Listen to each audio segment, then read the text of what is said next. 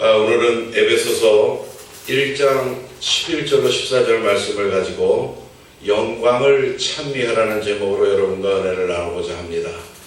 본문을 11절서부터 14절까지만 봉독을 했지만은 사실은 이 에베소서 1장 23절까지 또한 2장으로 이어서 여러분들이 자택에 돌아가셔서 한 주간 동안 이 말씀을 붙잡고 기도하면서 말씀인 이 성경을 묵상하시기 바랍니다. 여러분의 인생은 어떤 영광이 있었습니까? 결혼을 할 때 많은 영광이고 기뻤을 수도 있고, 또한 자녀를 낳았을 때 큰 영광일 수도 있었고, 또 일부 나이 드신 분들은 생업에 열중하고 젊은 시절을 다 보낸 그 청년을 맞이했을 때 또 감회를 가졌을 것입니다. 교식에 계셨던 분들은 또 제자들이 이 사회를 위해서 정치 경제인으로 큰 성장을 한 모습을 볼 때 보람을 느끼고 여러 가지 영광이 있겠습니다. 오늘 하나님께서는 우리 인간, 정말 보잘것없는 우리 인간으로 하여금 하나님께 영광을 돌리기를 원하고 계십니다. 17절 말씀에 보면 우리 주 예수 그리스도의 하나님 영광의 아버지께서 지혜와 계시의 정신을 너희에게 주사 하나님을 알게 하시고 그랬습니다. 우리는 하나님을 알고 하나님께서 우리 주 예수 그리스도의 십자가와 보혈을 통해서 구원에 이르게 하신 그 하나님을 우리는 찬미하라 라고 오늘 본문은 말씀하고 계십니다. 그 6가지 말씀을 여러분에게 전하기 이전에 우리 지금 이 세월호 참사로 인하여 정말 애국의 시대가 됐습니다. 목회자들은 부정과 타락과 무사 안일주의와 개인적인 물질 축적으로 말미암아 사회 정화 기능을 수행해야 할 교회의 기능이 마비된 시대, 또 공무원들은 월급이나 받고 자리 지킴이나 하려는 그런 무사 안일주의가 총체적인 부정과 어려운 일을 겪으면서 이 어처구니 없는 우리의 자녀들이 죽어가고 있습니다. 누구 하나 의로운 자가 나서서 그 청소년들을 구출해내지 못하는 69세 70이 된 사람이 자기의 목숨에 연연하고 지하실에 기관실에 있던 사람들까지도 비상통로로 다 빠져나오고 내일 모레면 나라를 지킬 수 있는 군대에 갈 수 있는 그러한 젊은 피가 끓는 청년들이 가판에만 모였으면 누구 하나 죽지 않았을 이 총체적 난관이, 총체적 부정이 빚은 이 참극 속에 정말 비통한 시대에 저는 오늘 무엇을 설교해야 할 것인가 하나님께 깊은 간구를 한 주간이었습니다. 여러분, 이 무사 안일주의, 소 잃고 외양간 고치는 우리의 속담처럼 무슨 일만 터지면 그 후 뒤에 수사하고 감찰하고 그리고 또 일정한 시간이 지나면 다시 태평 안일주의가 시대를 잠식해버리는 이 만국의 시대 아니겠습니까? 실형을 3년 6개월이나 받은 목회자가 총회노회 윤리위원회조차 회부되지 않는 이 목회자들의 타락이 극에 달한 이 시대, 사회 정화의 가장 머리에 있어서 사회를 정화해야 할 기능이 있는 총회에서는 서로 자기 자리 차지하기에 연연하고 목회자들이 교회에서 성도들과 우상숭배에 빠져있는 이웃들 복음 전파에 총력을 기울이지 아니하고 웬 만남은 그렇게 많고 스케줄은 그렇게 많은지 이 목회자들의 타락과 목회자들의 변질된 교세 확장 자기 자신의 유익과 자기 자신의 명예를 남기고자 하는 그러한 잘못된 목회관이 총체적인 이 사회의 부정을 야기시키고 정화시키지 못했음을 제 자신도 회개하는 시간을 지금 갖고 있습니다. 여러분, 우리는 하나님 앞에 진정으로 영광을 찬미할 수 있는 그러한 신앙인으로 살아가고 있는지 우리 자신을 돌아보는 시간을 갖고자 오늘 에베소서를 통하여 여러분과 하나님을 찬미하라는 이러한 말씀을 갖고 나왔습니다. 저는 제 인생 중에 영광이 무엇일까 깊은 기도 속에서 두 가지를 발견했습니다. 수많은 영광들이 영화의 필름처럼 다가왔다가 하나하나 잘라내니까 두 가지밖에 저는 제 일생의 영광이 없음을 발견했습니다. 그 첫 번째 영광이 내가 일생이 주어진 것, 인생으로 태어난 것, 그래서 그리스도 예수로 인하여 구원을 받을 수 있는 것, 이 두 가지밖에 남지가 않더라고요.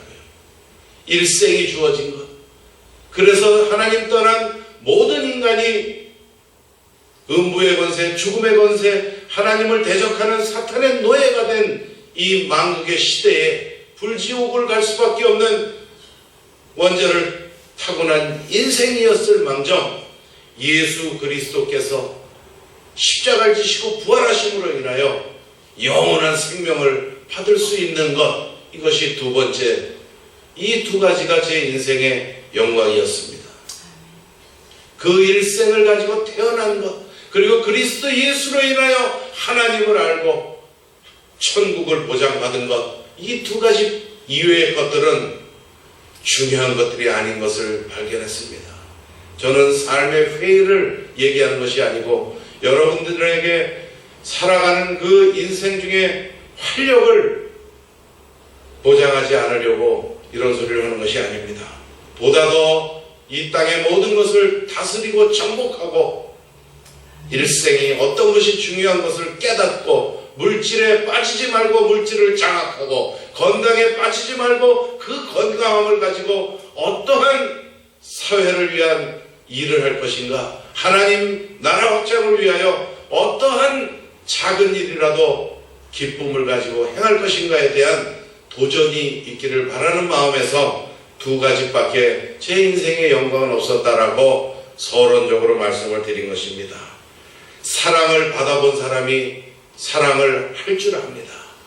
물질이 많아서 남을 돕는 것이 아니고 남들을 돕는 사람들의 절반 이상은 자기가 불행에 처했던 그 과거를 알기 때문에 자기 자신의 형편도 넉넉지 않은 망정 자기보다 못한 사람을 돕는다라는 통계를 들었습니다.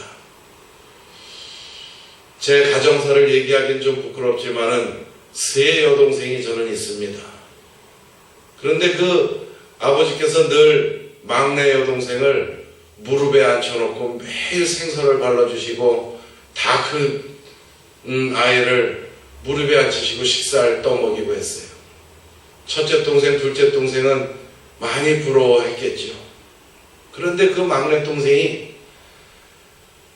지금 부업을 하고 있습니다. 그 부업을 해서 그 월급을 타가지고 자기 자식과 자기 가정을 돌보기 위해서 부업을 한 것이 아니라 부모님에게 무엇을 사드릴 것인가, 부모님에게 어떠한 효도를 할 것인가, 날마다 전화를 하고 사흘이 멀다 하고 저 상일동에서 이 인천 서울까지 전철을 타고 와서 부모님께 식사를 같이 하고 또 냉장고가 좀 오래된 듯하면 새 냉장고를 사오고 소파가 또 낡은 것 같으면 새 소파를 사오고 합니다. 여러분, 우리는 사랑을 받아본 만큼 사랑을 베풀 줄 아는 겁니다. 우리가 신앙인으로서 하나님의 사랑을 받아본 만큼 우리의 신앙의 믿음의 실천이 되는 것입니다.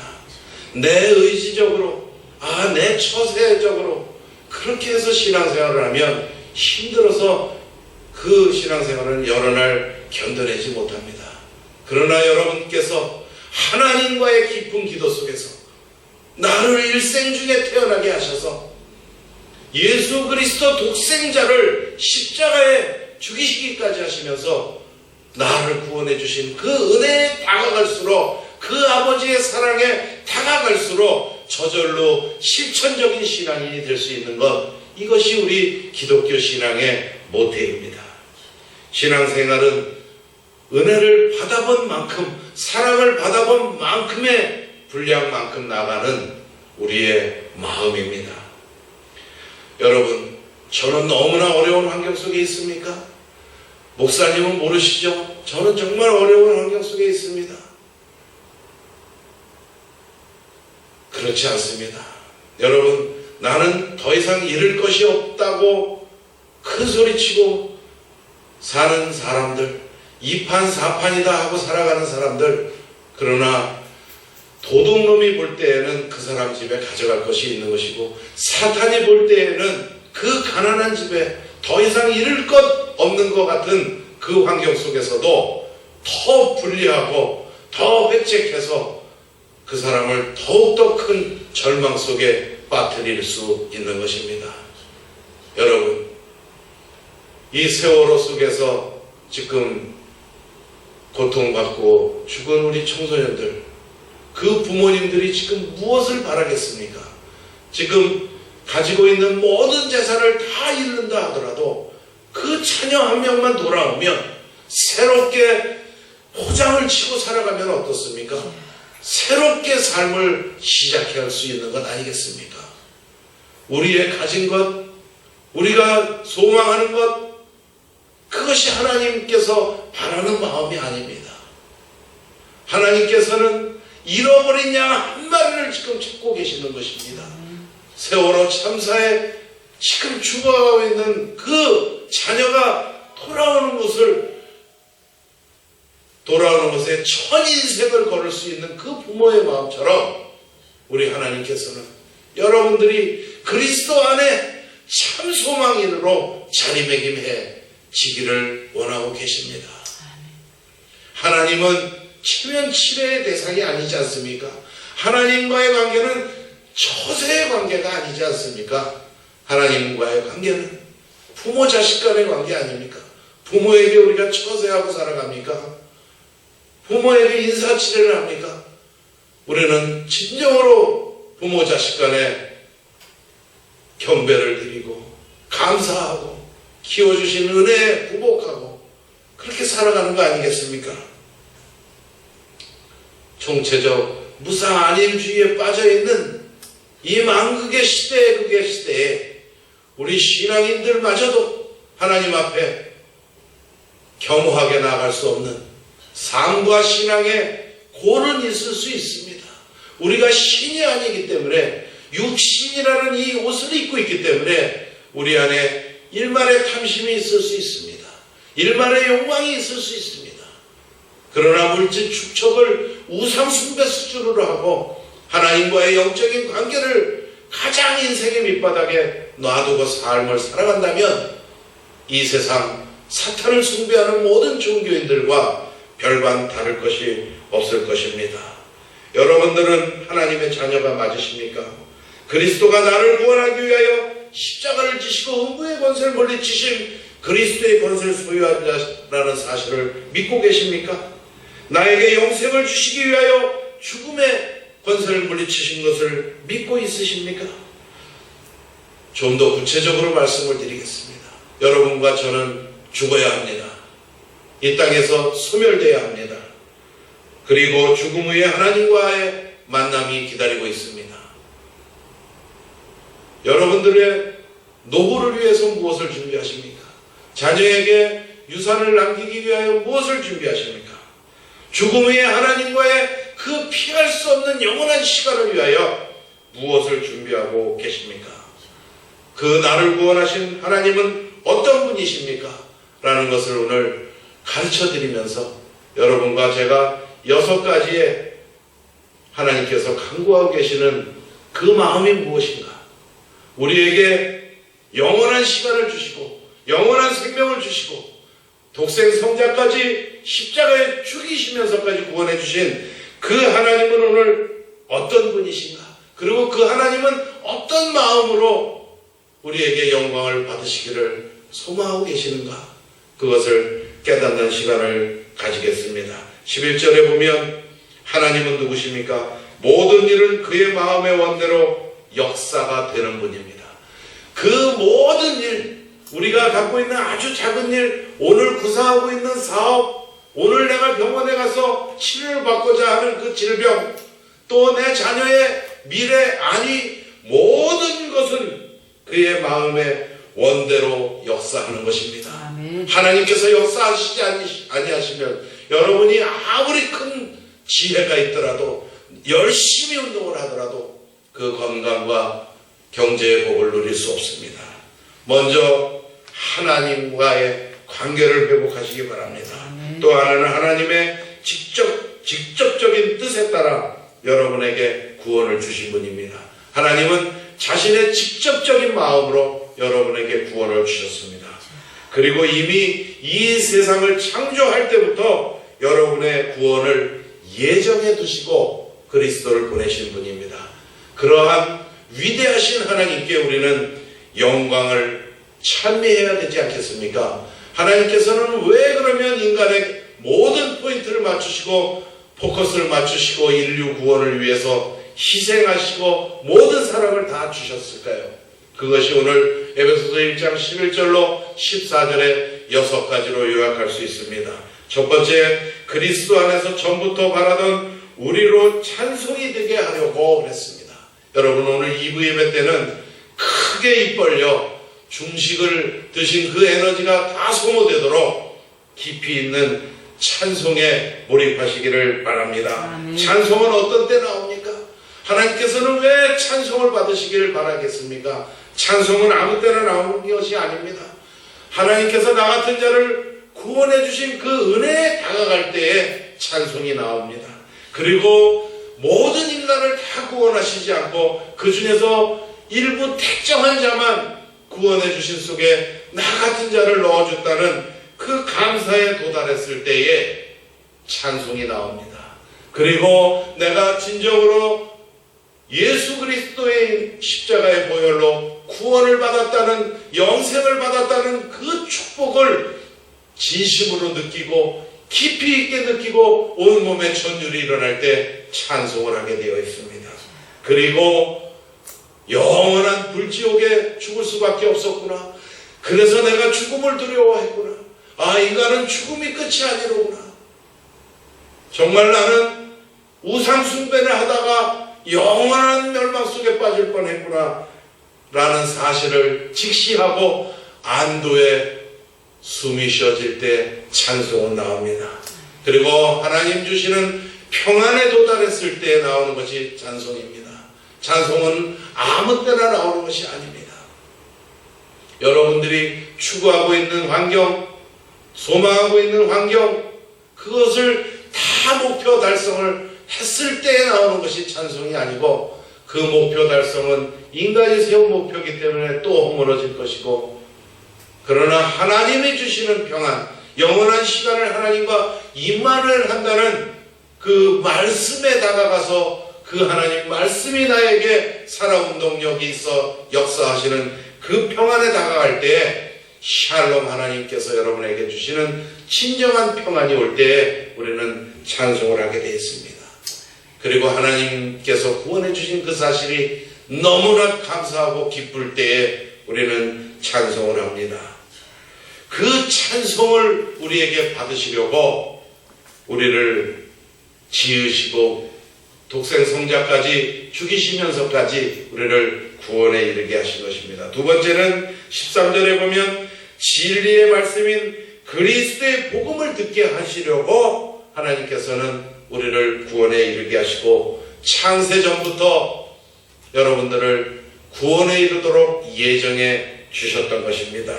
세 번째는 그리스도 안에서 믿음을 주시려고 여러분에게 구원을, 은혜를 주신 것입니다. 여러분, 믿음은 내가 어떠한 행위나 어떠한 간구가 있어서 성취되는 것이 아니고 자라나는 것이 아닙니다. 우리에게 보이지 않는 하나님을 알게 하시고 보이지 않는 그리스도의 영광을 우리의 영광으로 삼을 수 있는 것은 서두에 말씀드렸던 것처럼 우리 주 예수 그리스도의 하나님 영광의 아버지께서 지혜와 계시의 정신을 너희에게 주사 하나님을 알게 하신다 라고 오늘 말씀하고 계십니다. 아멘. 네 번째는 여러분들 지금 사업을 구상하시고 계신 분 여러분인 줄 믿습니다. 또 알고 있습니다. 그분을 위해서 기도를 많이 하고 있습니다. 저도. 그러나 우리의 기업의 보증이 되신 분은 하나님이십니다. 아멘. 우리의 기업은 그리스도입니다. 우리의 기업 위에 보증이 스스로 되시기 위하여 우리를 구원에 이르게 하신 것입니다. 다섯 번째, 그 얻으신 것을 구속하시고 천국 입성을 확정하시기 위하여 우리를 구원하신 하나님입니다. 마지막으로 이러한 인류 구원 프로젝트를 완성하신 은혜의 영광을 찬미케 하시려고 그리스도께서 십자가를 지시고 음부의 권세를 물리치시고 성경대로 부활하신 그 구원 프로젝트, 그것을 은혜로 주신 그리스도께 영광에 찬미케 하시려고, 그 영광을 함께 하시려고 여러분들과 저를 벌레만도 못한 이 육신에 쩔어가는 저희들을 구원해 주신 것입니다.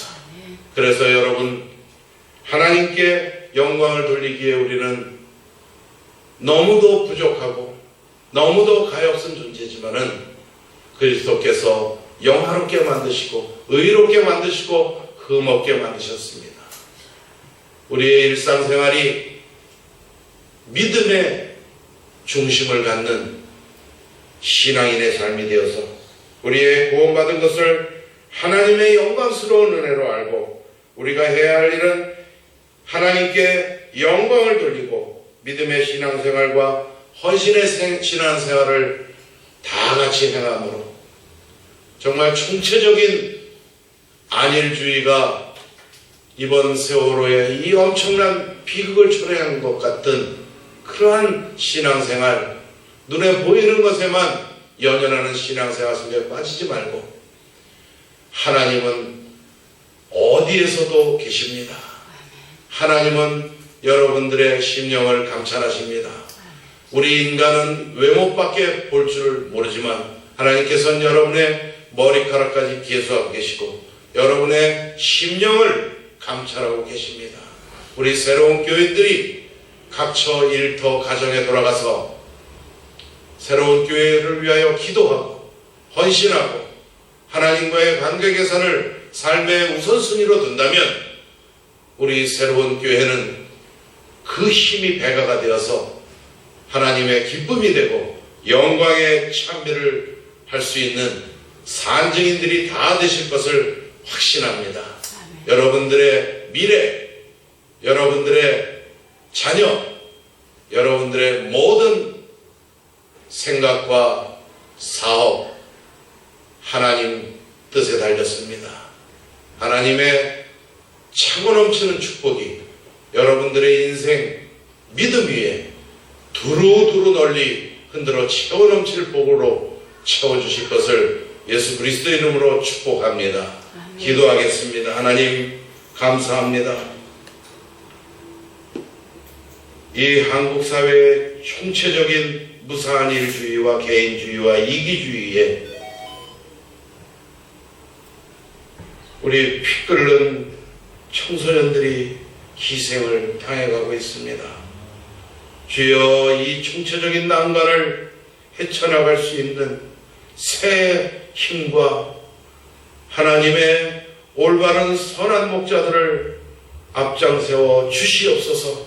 위정자들을 책출하고 공무원 수를 절반으로 절감하며 연금을 위해서 자리보존이나 하고 있는 이 모든 공무원들의 타락과 목회자들의 비리와 타락들이 물질을 위해서 허충들을 추고 있습니다. 이 만국의 시대, 애국의 시대에 하나님께서 우리 자신을 돌볼 수 있는 복된 말씀의 회기를 원하오니 우리가 말씀으로 인하여 새 사람이 되고 새 성전을 계획하고 새 생활을, 새 신앙을 꿈꿀 수 있는 하늘 소망으로 무장하게 하여 주시옵소서. 살아계신 우리 구주 예수 그리스도 이름 받들어 감사하며 기도드리옵나이다. 아멘.